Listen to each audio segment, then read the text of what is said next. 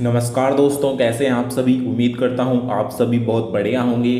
तो दोस्तों, आज की इस वीडियो में मैं आपको एसएससी जीडी की फॉर्म से लेकर ज्वाइनिंग तक कंप्लीट जानकारी दूंगा। इसका complete A to Z process बताने वाला हूं एसएससी जीडी भर्ती 2025 के बारे में। तो चलिए साथियों, बिना टाइम वेस्ट किए आते हैं अपना सीधा पॉइंट पर। तो दोस्तों, सबसे पहले मैं आपको बता दूं, इसके ऑनलाइन एप्लीकेशन फॉर्म जो स्टार्ट हो रहे हैं वो 5 सितंबर 2024 से हो रहे हैं और इसकी जो लास्ट डेट रहेगी वो 14 अक्टूबर 2024 रहेगी। दोस्तों, बात करें इसके कंप्यूटर बेस्ड टेस्ट की, तो आपका जो टेस्ट है वो जनवरी से फरवरी 2025 में आपका कंप्लीट करा लिया जाएगा। दोस्तों, इसके फॉर्म को भरने के लिए, इसके सिलेक्शन प्रोसीजर में शामिल होने के लिए आपकी जो मिनिमम एज है वो 18 साल और मैक्सिमम 23 साल होनी चाहिए। ये जनरल कैटेगरी के लिए है। इसके अनुसार आपकी डेट ऑफ बर्थ 2 जनवरी 2002 से 1 जनवरी 2007 के बीच हुआ होना चाहिए। इसमें ओबीसी को 3 साल की छूट मिलेगी और एससी एसटी को 5 साल की छूट दी जाएगी। इस तरीके से आपकी एज यहाँ पर कैलकुलेट होने वाली है। आगे बात करें हाइट की, तो मेल कैंडिडेट की मिनिमम हाइट 170 सेंटीमीटर होनी चाहिए और फीमेल की हाइट 157 सेंटीमीटर होनी चाहिए। दोस्तों, बात करें इसकी क्वालिफ़िकेशन की, तो इसके फॉर्म को अप्लाई करने के लिए मिनिमम 10th पास होना आपका कंपलसरी है।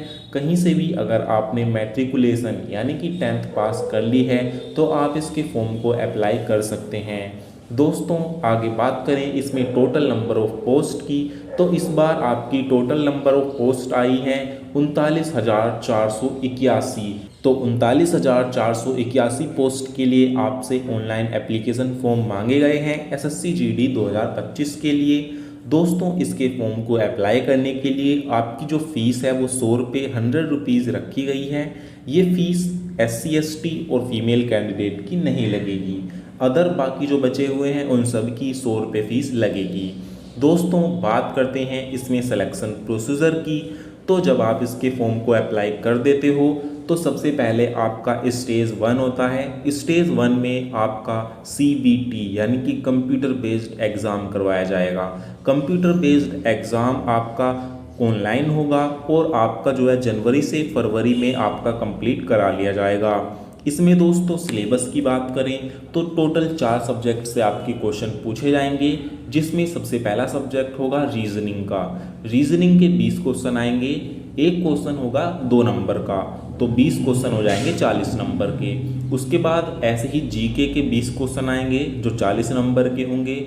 उसके बाद मैथ के 20 क्वेश्चन होंगे जो 40 नंबर के होंगे।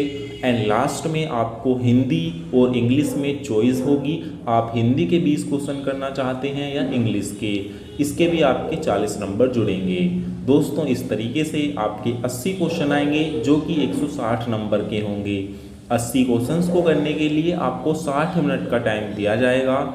और दोस्तों, आपका जो पेपर होगा उसमें नेगेटिव मार्किंग भी रहेगी। अगर आप यहाँ पर नेगेटिव मार्किंग की बात करें, एक क्वेश्चन गलत करने पर 0.25 मार्क्स काट लिए जाएंगे। तो अगर आप नेगेटिव मार्किंग यहाँ पर करते हो, गलत क्वेश्चन करते हो, तो 0.25 की नेगेटिव मार्किंग यहाँ पर रहने वाली है। दोस्तों, बात करें इसमें आपका जो पेपर है वो किस लैंग्वेज में आएगा, तो हिंदी और इंग्लिश के साथ 13 इंडियन रीजनल लैंग्वेज में आपका एग्ज़ाम होता है एसएससी जीडी का। तो हिंदी इंग्लिश के साथ साथ 13 लैंग्वेज और में भी आपका एग्ज़ाम होता है। आप किसी भी लैंग्वेज में दे सकते हैं। दोस्तों, आपका जो लेवल होता है एग्ज़ाम का वो आपका 10th स्टैंडर्ड का होता है और सभी क्वेश्चन मल्टीपल चॉइस होते हैं। ऑब्जेक्टिव टाइप क्वेश्चन पेपर आपका ये होता है। दोस्तों, ये तो हो गई इसके सिलेबस की बात। दोस्तों, यहाँ पर उसके बाद जो इसके एग्ज़ाम को पास कर लेता है फिर उसको स्टेज 2 के लिए बुलाया जाता है। स्टेज 2 में आपका फिजिकल होता है, यानी कि पीईटी, पीएसटी और डॉक्यूमेंट वेरिफिकेशन, ये तीनों चीज़ें होती हैं। तो दोस्तों, अब बात करते हैं स्टेज 2 की। तो जब आप इसके पेपर को पास कर लोगे तो आपको फिजिकल के लिए बुलाया जाएगा। फिजिकल में सबसे पहले आपकी रनिंग होगी। मेल कैंडिडेट को 5 किलोमीटर की रनिंग लगानी होती है, 24 मिनट का उनको टाइम मिलता है। बात करें महिलाओं की, तो फीमेल को 1600 मीटर की रनिंग लगानी होती है, 8.5 मिनट का उनको टाइम दिया जाता है। उसके बाद आपकी हाइट, वेट और चेस्ट का मेज़रमेंट होता है। आपकी जो लंबाई है मेल कैंडिडेट की कम से कम 170 सेंटीमीटर होनी चाहिए और फीमेल की जो है 157 सेंटीमीटर होनी चाहिए। उसके बाद बात करें चेस्ट की, तो चेस्ट मेज़रमेंट केवल लड़कों का होता है, पुरुषों का होता है, महिलाओं का नहीं होता। तो पुरुषों की जो चेस्ट है वो बिना फुलाए 80 सेंटीमीटर और फुलाने पर 5 सेंटीमीटर के फुलाव के साथ 85 सेंटीमीटर तक फूलनी चाहिए। उसके बाद आपका वेट होता है, आपका जो वेट है वो हाइट और एज के अकॉर्डिंग होना चाहिए। इस तरीके से आपका हाइट, वेट और चेस्ट भी हो जाता है। फिर उसी दिन सबसे लास्ट में आपका होता है डॉक्यूमेंट वेरिफिकेशन। जी हाँ दोस्तों, आपको कुछ ओरिजिनल डॉक्यूमेंट्स लेकर जाने होते हैं। मैं आपको बता दूं आपको कौन कौन से डॉक्यूमेंट लेकर जाने हैं। तो वहाँ पर आपको 10th की ओरिजिनल मार्कशीट लेकर जानी है, अपना डोमिसाइल यानी कि मूल निवास प्रमाण पत्र लेकर जाना है, अपना कास्ट सर्टिफिकेट यानी कि जाति प्रमाण पत्र लेकर जाना है, अपनी एक ओरिजिनल आईडी में या तो आधार कार्ड हो या पैन कार्ड हो या ड्राइविंग लाइसेंस हो या फिर वोटर आईडी कार्ड हो, इनमें से कोई एक ओरिजिनल होना चाहिए जिस पे आपकी क्लियर फ़ोटो लगी हो। दोस्तों उसके साथ ही आपको जो है कुछ फ़ोटोज़ आपको लेकर जाने होते हैं फिज़िकल में। और अगर आपके पास एनसीसी का सर्टिफिकेट है, आपने फॉर्म भरते टाइम एनसीसी का सर्टिफिकेट लगाया था, तो आपको एनसीसी का वो सर्टिफिकेट भी लेकर जाना होगा। तो इस तरीके से आपका डॉक्यूमेंट वेरिफिकेशन में ये सभी चीज़ें चेक होती हैं।